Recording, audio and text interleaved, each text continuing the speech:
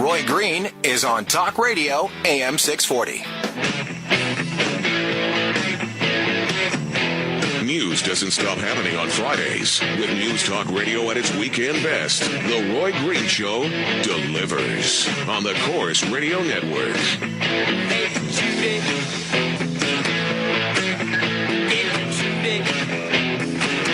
You know, it really bugs me that the people who sign on to the UN and IPCC's global warming argument seem to think that they have the arena to themselves when it comes to caring about the environment.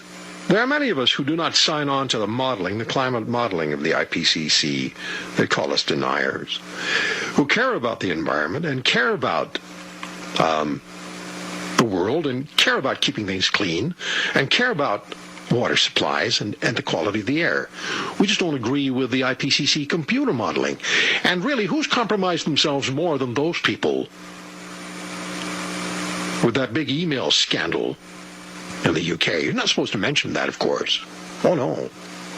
No, don't say anything about that.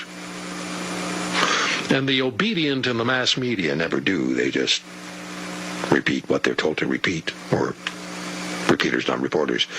Anyway, is the developed world responsible for natural disasters? After the UN Conference of the Parties, COP, to the Framework Convention on Climate Change in Warsaw, the framework of an agreement has been put in place to compensate developing countries for extreme weather, which is blamed on anthropogenic global warming, human-induced global warming. And as my guest Tom Harris, the executive director of the International Climate Science Coalition, writes, never mind global warming stopped 17 years ago. And starting next year, the UN's Green Climate Fund will begin at $100 billion per year, which will be diverted from the treasuries of developed nations to developing nations in order to assist them take action on climate change. Now, the heads of the World Bank will officiate at a ceremony this week, writes Mr. Harris, and he and Dr. Madhav Kandekar have a lot more to say in a column which was released internationally. Dr. Kandekar is a former research scientist with Environment Canada, was an expert reviewer for the UN's IPCC 007 2007 climate change documents, and a contributor to the Non-Governmental International Panel on Climate Change. Tom, what's going on? $100 billion a year is a lot of money, and they're not going to stop there. So walk us through what's happening, please. Yeah, sure. You know, they say in law school that if the facts are on your side, in a case, you pound the facts. But if the facts are not on your side, you pound the table. And that's exactly what's happening. You know, we're getting more and more certainty that we're causing dangerous global warming, even though, as you said, the models diverge from the actual observations. And more as the years go by, we're getting a bigger and bigger spread between what's really happening and what they forecast, yet they're becoming more confident. So it's silly because it's very expensive, unfortunately, because, as you said, they're blaming us for the extreme weather events. And in particular, a new agreement was signed in the UN Climate Conference in Warsaw, Poland, called, and here's the title, Warsaw International Mechanism for Loss and Damage Associated with Climate Change Impacts. And the bottom line is we will be held responsible now for paying loss and damage to developing nations, not the other way around, we have to pay them, for extreme weather events. And the sad thing is they haven't even decided if it's going to be retroactive or not. So things that happened in the past, we will suddenly perhaps be presented a bill for.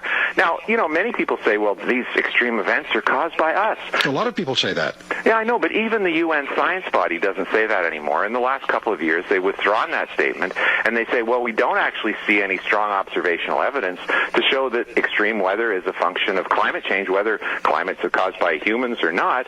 They don't see that correlation. And, of course, the Non-Governmental International Panel on Climate Change has said point blank. It said in no case has a convincing relationship been established between warming over the past 100 years and increases in any of these extreme events.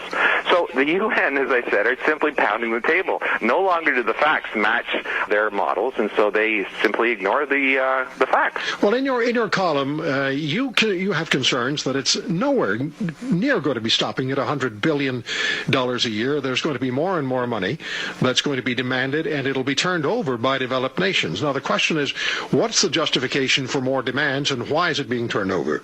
Well, these countries are always looking for help from developed parts of the world, and that's not surprising, and we should consider that for humanitarian reasons. Absolutely. But what they're trying to do is they're trying to guilt us into paying them more aid than we already are, and in fact, we're not meeting the basic humanitarian aid that we promised, so that's something that we should focus on and debate more, and insofar as how much we can afford.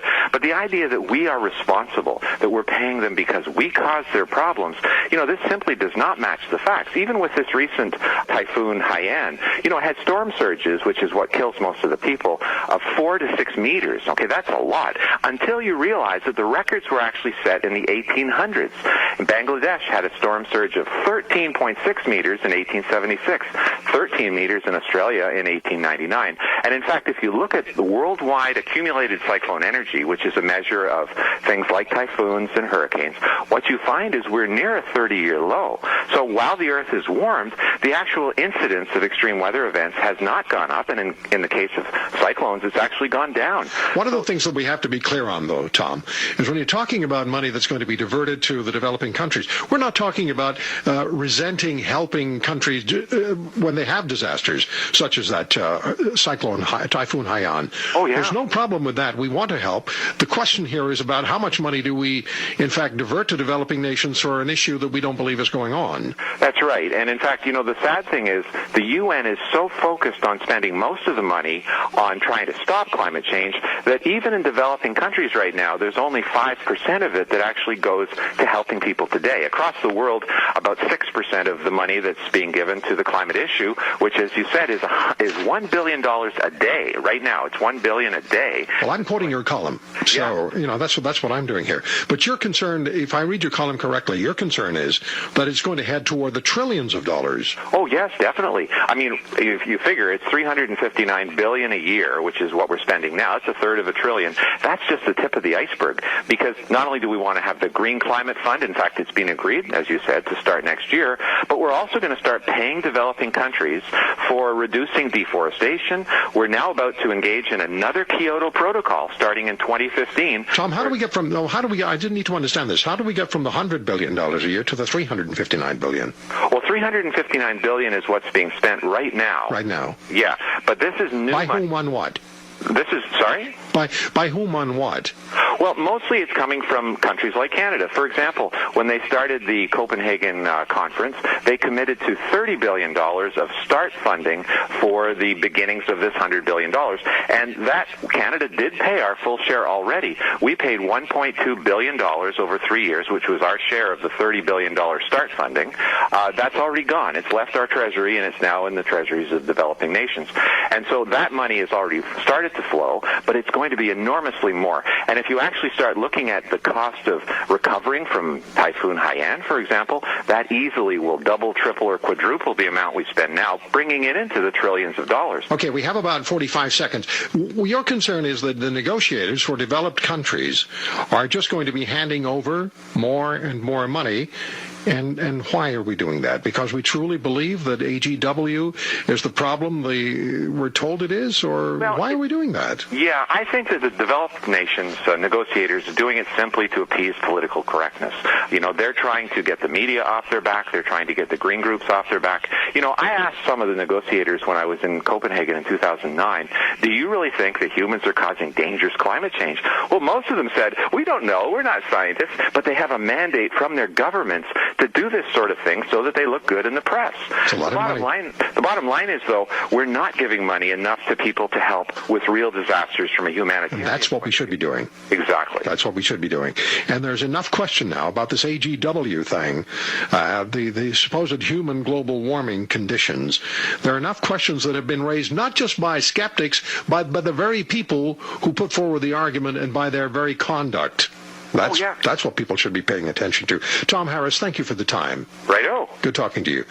Executive Director of the International Climate Science Coalition, Tom Harris, on the Roy Green Show on the Corus Radio Network. It's a lot of money. It's a lot of money.